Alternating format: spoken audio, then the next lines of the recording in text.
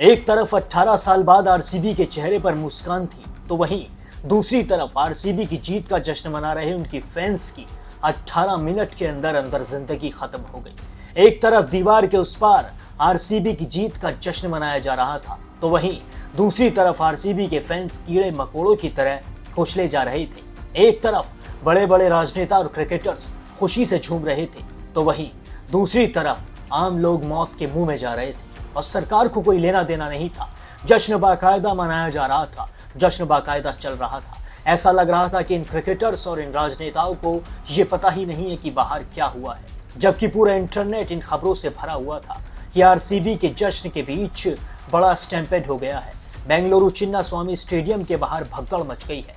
इसमें 11 लोगों की जान चली गई है और 33 लोग बुरी तरीके से घायल हो गए हैं। यह आंकड़ा तो वो है जो अभी तक सामने आया है। अभी भी जिन लोगों का इलाज चल रहा है वो गंभीर रूप से घायल है और कुछ कह नहीं सकते हैं कि यह आंकड़ा 11 पर ही रुकता है या फिर इससे ज्यादा बढ़ता है। वैसे ऊपर वाला ना करे कि यह आंकड़ा ज्यादा बढ़े, लेकिन सरकार कहां सो रही थी उस वक्त जब इन लोगों की जान जा रही थी, जब सरकार को पता था कि 18 साल बाद आरसीबी ट्रॉफी लेकर आ रही है और बेंगलुरु में बहुत ज्यादा भीड़ होगी, लोगों का अंबार बहुत बुरी तरीके से आएगा। जब पता था कि लाखों की तादाद में लोग चिन्ना स्वामी स्टेडियम के बाहर आएंगे, तो प्रशासन ने उसी हिसाब से तैयारियां क्यों नहीं की थी? जब पता था कि कुछ ना कुछ अनहोनी होगी, तो उस हिसाब से प्रशासन वहां मौजूद क्यों नहीं था? और ये चीज ऐसे पता चलती है कि आरसीबी के लिए जो विक्ट्री परेड होनी थी वो कैंसिल करा दी गई थी। यानी कि प्रशासन को कहीं ना कहीं अंदेशा था कि कोई बड़ी अनहोनी हो सकती है। जितनी तादाद में लोग दिखाई दे रहे हैं उतने लोगों के लिए तैयारियां नहीं है।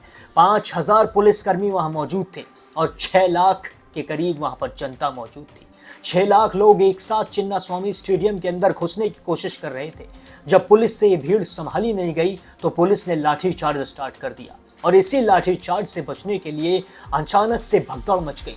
वहां भीड़ इतनी ज्यादा थी कि लोग चिन्ना स्वामी स्टेडियम में अपने फेवरेट क्रिकेटर्स को देखने के लिए पेड़ों के ऊपर और इमारतों के ऊपर चढ़ गए और फिर वो जब पेड़ों से नीचे गिरे तो उसके बाद भगदड़ मची और जब भगदड़ में लोग भागने लगे तो नीचे गिरे हुए लोगों को कुचल कुचल कर वहां से लोग भागे, जिनमें उनकी जान चली गई। चलिए यहां तक तो फिर भी ये माना जा सकता था कि भीड़ अचानक से बेकाबू हो गई, लेकिन प्रशासन की और सरकार की पोल उस वक्त खुल गई जब इन लोगों की जान जा रही थी और स्टेडियम के अंदर बड़ी खुशी से जश्न मनाया जा रहा था। ये जश्न रोका नहीं गया। 11 लोगों की जान इस ट्रॉफी से ज्यादा थी क्या? ये जो 11 जाने गई हैं उससे ज्यादा ये ट्रॉफी हो गई थी क्या?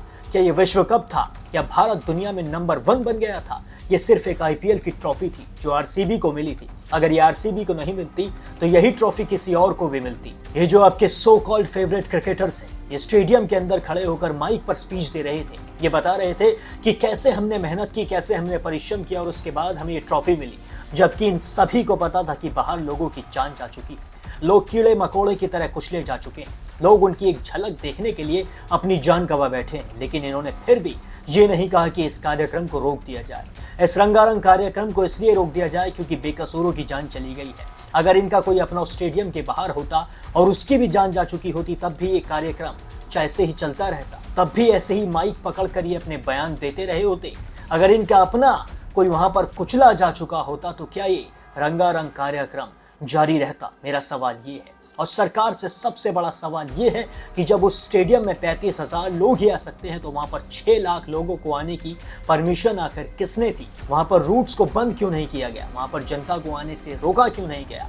और अगर शायद ये परेड होती, अगर ये विक्ट्री परेड होती, तो ये जो लोग स्टेडियम के अंदर घुसने के लिए तड़प रहे थे, ये शायद रोड से ही परेड को देखकर वहां से चले जाते। ये अपने फेवरेट क्रिकेटर्स को देखकर वहां से जा चुके होते। ये स्टेडियम के अंदर घुसने की इतनी ज्यादा होड़ ना मचाते, ये पेड़ों के ऊपर ना चढ़ते। ये 6 लाख लोग 35,000 की तादाद वाले स्टेडियम में घुसने के लिए इतने ज्यादा पागल ना होते। आखिर कब तक ऐसा होता रहेगा? नई दिल्ली रेलवे स्टेशन पर भी ऐसे ही भगदड़ हुई थी, महाकुंभ में भी ऐसे ही भगदड़ हुई थी, भोले बाबा के सत्संग में भी ऐसे ही भगदड़ हुई थी। लेकिन बस इन मौतों को सब लोग एक एक्सीडेंट समझकर भूल जाते हैं। मैं ये कहता हूँ कि ये एक्सीडेंट नहीं है, ये सोची समझी साजिश है। जब आपको पता होता है कि वहां पर इतनी भीड़ नहीं कंट्रोल की जा सकती है, तो उस भीड़ को आने के लिए कहता कौन है? और आप लोगों को भी ये समझना चाहिए कि आपका कोई सगा नहीं बैठा है। जिन क्रिकेटर्स की एक झलक देखने के लिए आप अपनी जान दांव पर लगा रहे हैं, उनके लिए आपकी जान से ज्यादा अपनी ट्रॉफी है, उनके लिए आपकी जान से ज्यादा अपनी इमेज है, उनके लिए आपकी जान से ज्यादा अपना पीआर है,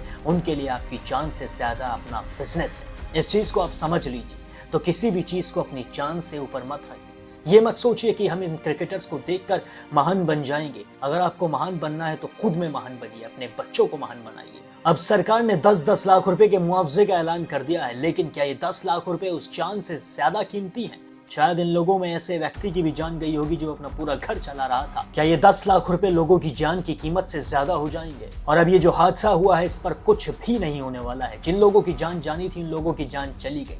जैसे पहले और भी स्टैम्पेड हुए हैं और भी जगह भगदड़ मची है, इससे ज्यादा लोगों की जान गई है, लेकिन किसी को कुछ नहीं पता कि उसके बाद क्या हुआ। जिन लोगों को आरोपी ठहराया गया उनको क्लीन चिट मिल गई, किसी ने इस्तीफा नहीं दिया, किसी की नौकरी नहीं गई, सब कुछ वैसा का वैसा चलता रहा। बस जिन लोगों की जान जानी थी उन लोगों की जान चली गई। और अब ये जो स्टैम्पेड हुआ है, इस पर भी सिर्फ और सिर्फ राजनीति ही होगी। कर्नाटका सरकार को दूसरी राज्य सरकार जिम्मेदार ठहराएंगी, तो वहीं कर्नाटका सरकार अपने बचाव में ये कहेगी कि आपके राज्य में भी तो भाई साहब ऐसा हुआ था, आपने क्या कर लिया। सिर्फ और सिर्फ ये सरकारें एक दूसरे को नीचा दिखाएंगी इस स्टैम्पेड की वजह से। सिर्फ राजनीति होगी, इससे ज्यादा कुछ नहीं होगा। इसलिए आप अपनी जान को खुद बचाएं। ऐसी जगह पर आप खुद से जाना अवॉइड करें। अगर आपको कहीं भीड़ भाड़ दिखती है तो तुरंत उस भीड़ भाड़ से दूर हो जाएं, क्योंकि ये समझ लें कि आपका कोई सगा नहीं है। जो आम आदमी है उसका कोई सगा नहीं है। अगर उसका कोई सगा है तो वो खुद है और उसका परिवार है। अपने परिवार के लिए, अपने लिए खुद की जान की परवाह करें।